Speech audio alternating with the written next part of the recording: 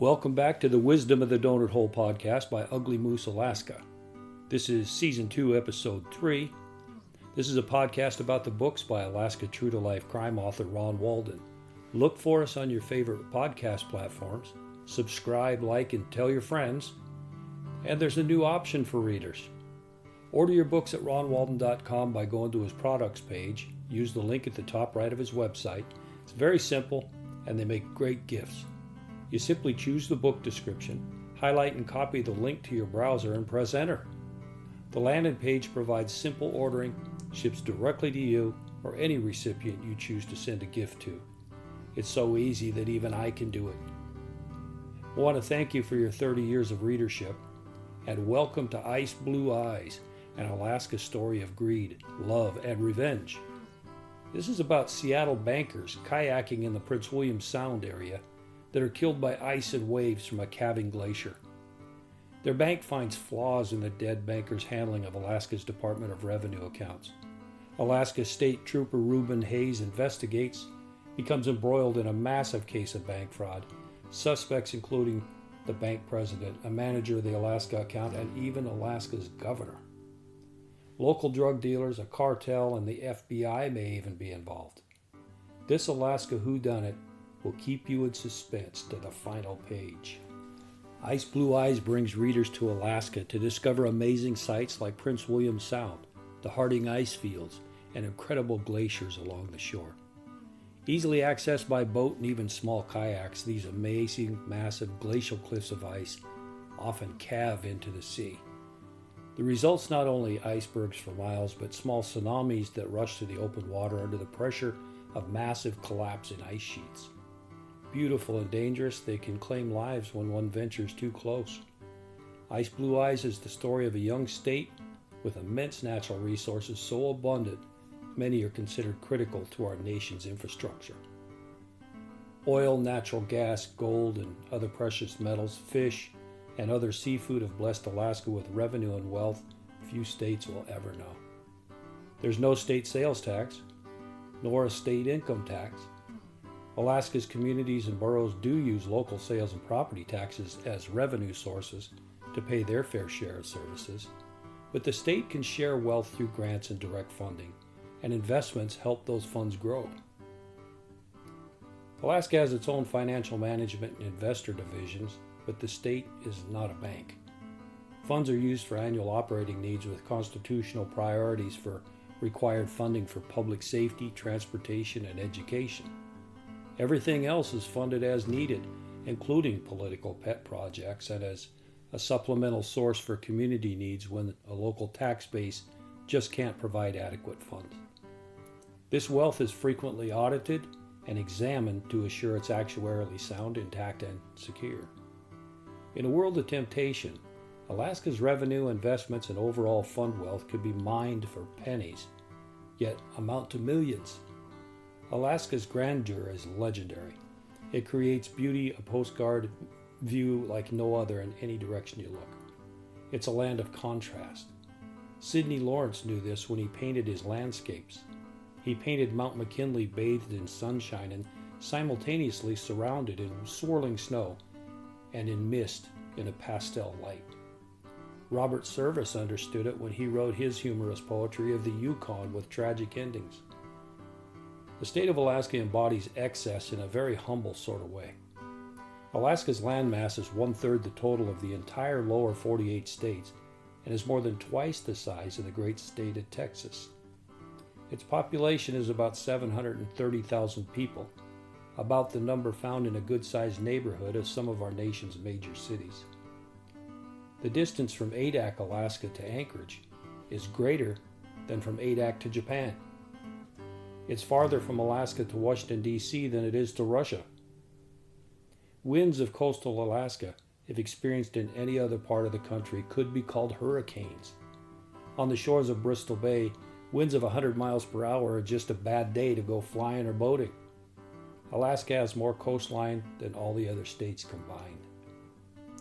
Seas rising to the proportions found along the coast of Alaska, if they were found in other parts of the world, they could be compared to tsunamis or even rogue waves. Mariners plying waters off Alaska's coast cope with 100-foot seas on a regular basis.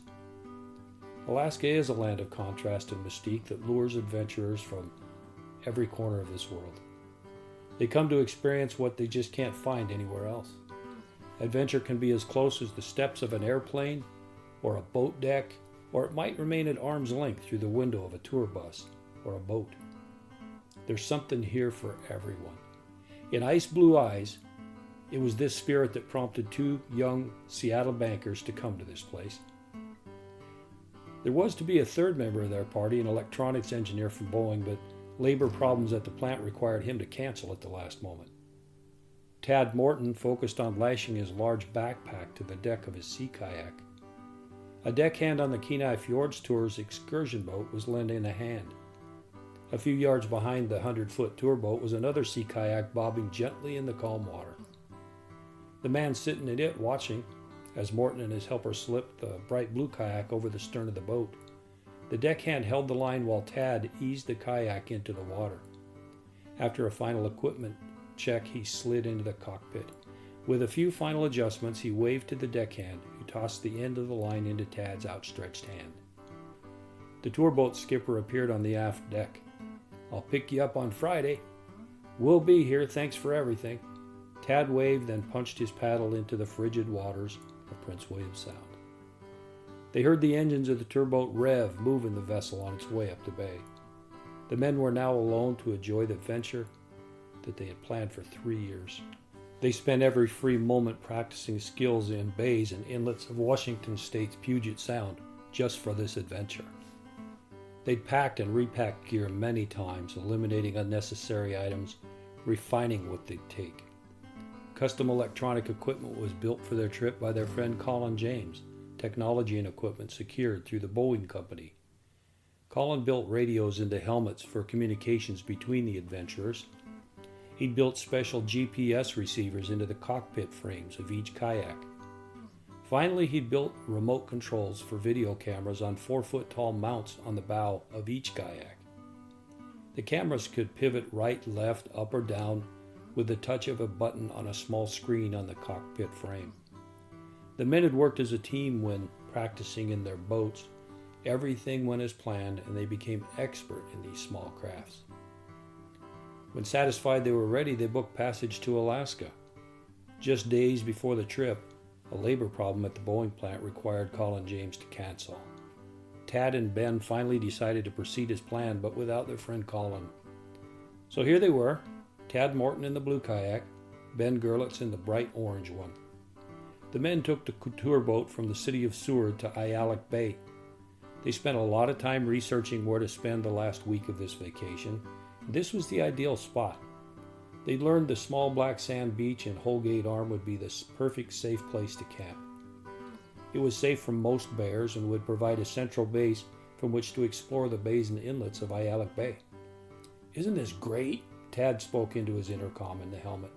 "Did you ever dream the scenery would be this great right from the time we got off the tour boat?" A few yards to his left was the orange kayak. "Oh man, this is really something. I can't wait to get this heavy stuff off the boat and explore up there by that glacier." They paddled directly to the beach they'd chosen to use. 10 minutes of exploring was all it took to find a good campsite high enough to escape the high tides and hidden enough to shield the camp from high winds. They set about establishing their camp, all the while oohing and awing about what they had just seen on that short time since their arrival in Seward. Lunch was a hurried affair of sandwiches brought from town and hot tea from a thermos. They were anxious to get started. At the kayaks, they took time to mount video cameras and mark the beach on the GPS.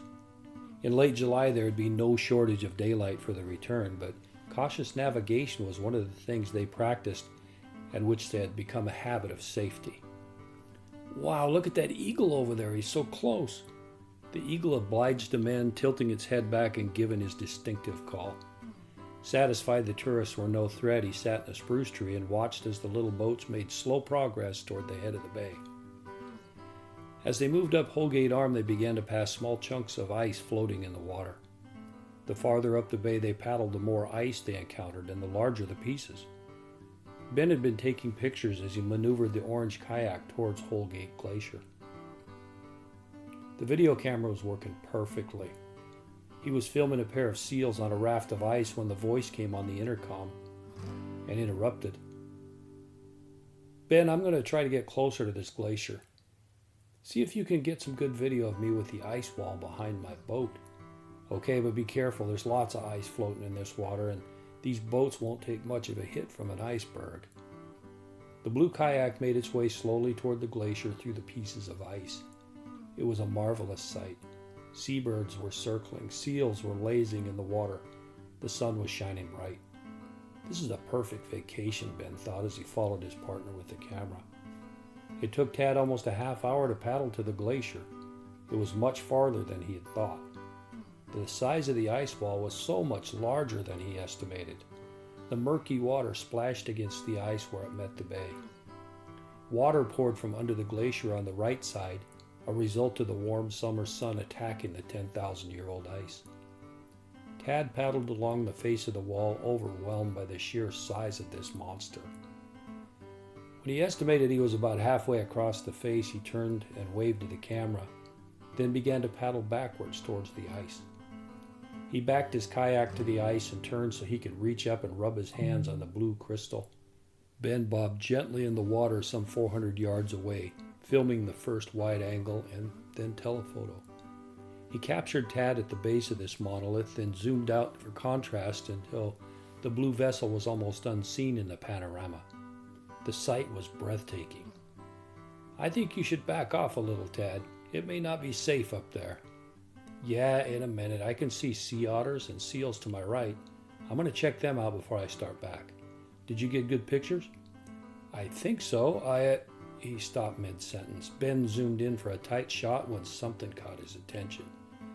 He looked up in time to see a huge chunk of ice falling into the water, missing Tad's kayak by only a few feet. Get out of there, Tad. Get out of there now. Right. I'm getting out now. The blue kayak was blocked from a direct departure by ice. As Tad began to parallel the face of the glacier, there was a low rumble. It became increasingly louder and high-pitched. Ben could hear the sound through the voice-activated intercom. He watched in horror as the face of the glacier slid into the water. A huge wave was created by the moving ice. The blue kayak rose with the wave, disappeared behind it, then appeared again from behind the wave. Tad was paddling as fast as he could, but he seemed to be moving so slowly. The ice continued to move into the water, sinking deeper and deeper into the sea. Two smaller waves rolled under the kayak. Each time the skill of the operator kept the craft upright. Tad continued to power his little boat with all his might. It looked as though he was out of danger when suddenly the ice, which had buried its 200-foot-tall pinnacles into the opaque water, broke the surface. It rose from the water like some giant sea monster towering over Tad, the sun reflecting off the blue ice. When it reached the height of its original stature, it began to tilt towards the sea and then toppled. Ben watched in terror as millions of tons of ice crashed down over his friend. His view was suddenly obscured by spray and fallen ice. Tad! Tad! Ben waited for an answer, but none came. Tad, can you hear me? In a couple of agonizing minutes that seemed like hours, the dream vacation had become an incident of horror. Ben tried to make his way through the icebergs, but it was no use. He looked through binoculars for signs of his friend, but there were none. With panic setting in, he paddled and did so as quickly as possible to get to the beach. He ran to the camp and found the portable marine radio. Mayday, mayday, can anyone hear me? Please, please, someone answer. And so begins Ice Blue Eyes, an Alaskan story of greed, love, and revenge. Ice Blue Eyes brings readers to Alaska to discover amazing sights like Prince William Sound, the Harding ice fields, and incredible glaciers along the shore. And of course, the missing millions of Alaska oil revenues. The mystery and adventures loom larger than the terrifying fractured glacier's deadly avalanche and ice. Easily accessed by boat and even small kayaks, these massive glacial faces of ice often calve into the sea. The result is not only icebergs for miles, but small tsunamis rushing to the open water under the pressure of the massive collapsing ice sheets. Beautiful and dangerous, they can claim lives when one ventures too close. Find adventure, love, and revenge in this fantastic story of mystery and greed, billions of dollars, and love found along the way. Alaska's wealth has to be banked, invested, and managed somewhere. It's often audited and examined to assure actuary soundness remains intact and secure. Seafirst Bank is used here only as a fictional prop. Seafirst has a long history in the Pacific Northwest, though it never managed Alaska's investments or its wealth. The Alaska Permanent Fund Corporation was established for that when the fund was established. It continues to manage Alaska's investments as a means to remove such management from the legislative processes. Funds are used for annual operating needs, including constitutional priorities for required funding in public safety, transportation, and education. Everything else is funded as needed, including traditional pet projects, political pet projects, and as a supplemental source for community when local tax base just can't support the needs entirely. An individual dividend is paid to every man, woman, and child residing in Alaska under specific resident eligibility criteria. Billions of revenue must be managed per year with both principal and interest multiplying through investment portfolios. When Ice Blue Eyes was published first in 2011, the permanent fund principal stood at over $40 billion. By 2024, 9 portfolios used to manage the fund ranged from $1 billion to over $26 billion, with the rate of return in the first 2 months of 2024 alone of 4.63% and 8.4% over 5 years. The fund contains more than $80 billion in 2024, with over $56 billion in principal alone. The total fund value is comprised of the principal, which is not spendable, and the earnings reserve account, which is spendable. The fund's market value fluctuates daily as the market conditions change.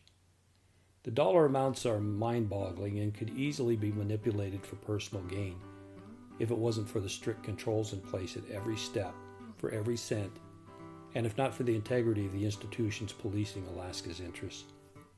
Politicians with agendas and pet projects pose a larger threat to Alaska's wealth than the banking industry, but this plot to steal some of Alaska's wealth is as real a possibility as any.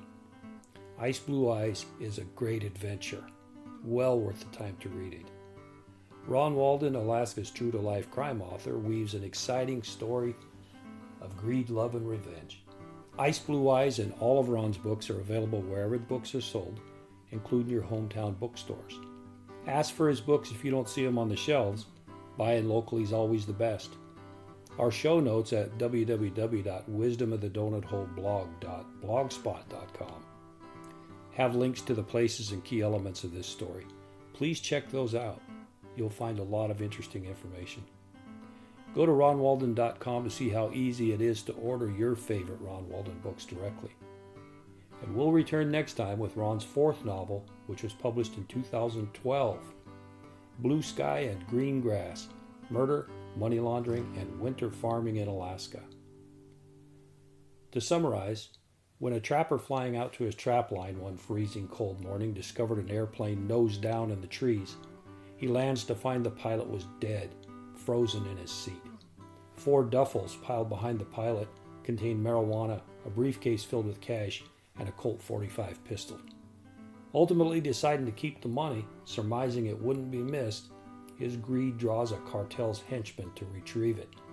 The ensuing investigation by Alaska State Troopers and NTSB exposes a huge grow operation and a worldwide narcotics distribution ring.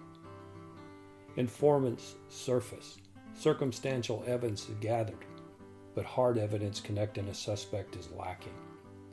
Alaska State Trooper helicopter pilot Sergeant Karen Holmes and fellow trooper Craig Stanton investigate amid daring rescues and routine duties. Follow them as they unravel this frustrating, complicated, dangerous case spanning Alaska's metro and wilderness areas. Our podcasts are found on all major platforms, including iTunes, Spotify, Samsung, Audible, iHeart, YouTube, and more. Listen, like, and subscribe on your favorite platform. Look for new episodes each month. Order your books today. Check out ronwalden.com. It's very simple, and they make great gifts. I'm your host, Scott Walden. Visit Alaska, kayak Prince William Sound, enjoy the Phillips 26 Glacier cruise from Whittier, take the Kenai Fjords Resurrection Bay tour out of Seward, see the whales, see the sea lions, the mountain sheep and the goats, and of course those calving glaciers. Read Ron's books, subscribe and like our podcast, read the episode transcripts at wisdomofthedonutholeblog.blogspot.com, and thanks again to Ray Langford for the show's theme music titled The Wisdom of the Donut Hole Theme, an instrumental written, performed, and provided with permission by Ray Langford of Shoshone County, Idaho. Look for more of Ray's music on his website, Ray Langford Music and Writing, and Ray's debut album Of Many Rivers is available now on Bandcamp and on YouTube very soon. Thanks again for listening and for your 30 years of readership. We'll talk to you next month.